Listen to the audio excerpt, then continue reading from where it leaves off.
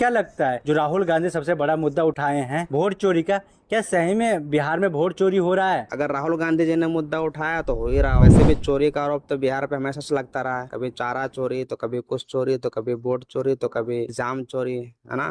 तो ऐसा तो लगता ही रहता है। जीत नहीं पा रही है तो कुछ ना कुछ तो करेंगे ताकि लोगों का अटेंशन, लोगों का ध्यान उनकी तरफ जाए और वो कहीं से तो सरकार में आए, क्योंकि दिल्ली में भी उनका कोई खास चारा चल नहीं पाया। एक अच्छे कैंडिडेट को वोट दें ताकि आप अपने लिए एक अच्छा सरकार बना सकें, आपके बच्चे भविष्य तय कर सके और आपके लिए वो काम कर सके, विकास के लिए काम कर सके। नमस्कार, प्रणाम। आप देख रहे दिलदार सब। मेरा नाम है बिट्टू दिलदार। आज हमारे साथ में एक्टर पवन चौहान जी। तो पवन चौहान जी, आपको तो पता है बिहार में आंदोलन चालू है और आंदोलन राहुल गांधी, तेजस्वी यादव, महागठबंधन के जितने भी बड़े बड़े नेता हैं वो आंदोलन करना शुरू कर चुके हैं। सासाराम से आंदोलन शुरू होता है और पूरा 24 जिलों में जाएगा। आपको क्या लगता है जो राहुल गांधी सबसे बड़ा मुद्दा उठाए हैं वोट चोरी का, क्या सही में बिहार में वोट चोरी हो रहा है? अगर राहुल गांधी जी ने मुद्दा उठाया तो हो ही रहा होगा। और वैसे भी चोरी का आरोप तो बिहार पे हमेशा से लगता रहा है। कभी चारा चोरी, तो कभी कुछ चोरी, तो कभी वोट चोरी, तो कभी एग्जाम चोरी, है ना।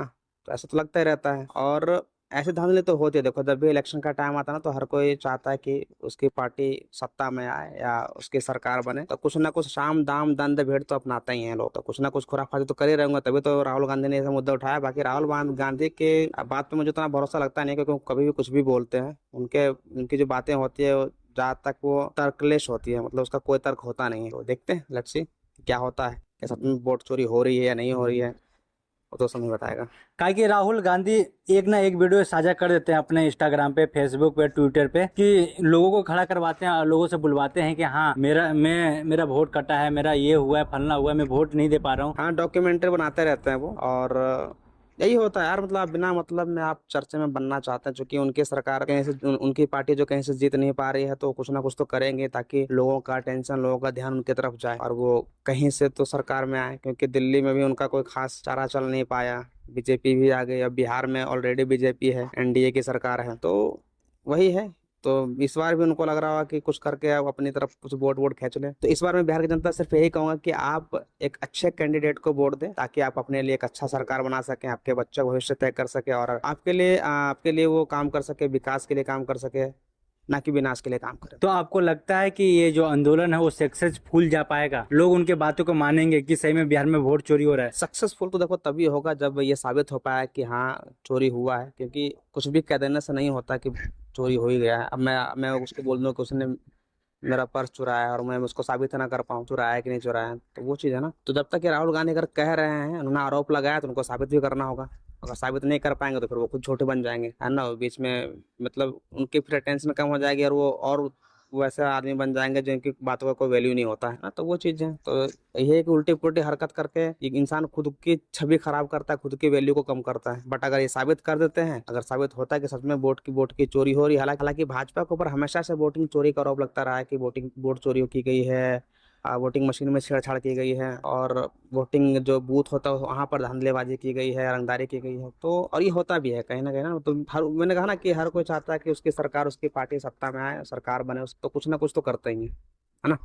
बाकी राहुल गांधी को साबित करना होगा कि ये सच में हो रहा है। तेजस्वी यादव का भाई तेज प्रताप यादव ने कहा है जो कि राहुल गांधी जो कर रहे हैं, तेजस्वी यादव कर रहे हैं, महागठबंधन के जितने भी नेता आंदोलन कर रहे हैं, ये सारे के सारे ढोंग रचा रहे हैं, अपना टीआरपी पाना चाहते हैं, लोगों से वोट मांगने की उम्मीद जताना चाहते हैं। उनका मुद्दा ये होना चाहिए शिक्षा पे, स्वच्छता पे, रोजगारी पे, इंडस्ट्री बनाने पे। आप इस पे क्या कहेंगे? हाँ, बिल्कुल सही बात है। आप किसी के ऊपर आरोप लगाने से बढ़िया है कि आप अपनी खुद की राजनीति करें। आप जो समाज में जो जेन्युइन जो बुराई है, जो कमी है, अगर उसको आप मुद्दा बनाएंगे, अगर आप उस पर ध्यान देंगे तो आप कहीं ज़्यादा अटेंशन पाएंगे लोगों के बीच में और आपकी पार्टी जो है कि ज़्यादा लोगों के बीच में प्रभावफुल बनेगी। लेकिन आप एक दूसरे पर आरोप लगाएं कि उसने ऐसे किया, उसने वैसा किया, ये हो रहा है, वो हो रहा है, वोटिंग चोरी हो रही है, तो ये तो गलत है। इससे अच्छा यही है कि आप जो समाज में जो जेन्युइन कमी है, जो जेन्युइन दिक्कतें हैं समाज में, उस पर आप ध्यान दें और उसको मुद्दा बनाएं और उसको उस कमी को दूर करने का प्रयास करें और उसको सही करने का वादा करें लोगों से। तो फिर ये आपके लिए एक अच्छी राजनीति होगी और आप अच्छा कर सकेंगे, फिर लोगों के बीच में आपकी जगह बन पाएगी। ये तो बेकार चीज़ है कि आप आरोप लगा रहे हैं कि वोट चोरी हो रहा है, जो भी हो रहा है। तभी वो भी अभी तो इलेक्शन हुआ भी नहीं और अब आप पहले से ही कह रहे हो। तो आप क्या कहिएगा, नीतीश कुमार जैसे जैसे आप क्या कहिएगा, जैसे जैसे बिहार चुनाव नजदीक आ रहा है और से नीतीश कुमार नए नए वादे करे, उस पर आप कुछ कहना चाहते हो? वादे कर रहे हैं तो अच्छा है, बट मैं तो बिहार की जनता से यही कहूंगा कि इस बार आप नीतीश कुमार को सरकार ना ही बनाए तो ज्यादा बेहतर होगा। तो किसको बनाए? हैं यार वो प्रशांत किशोर।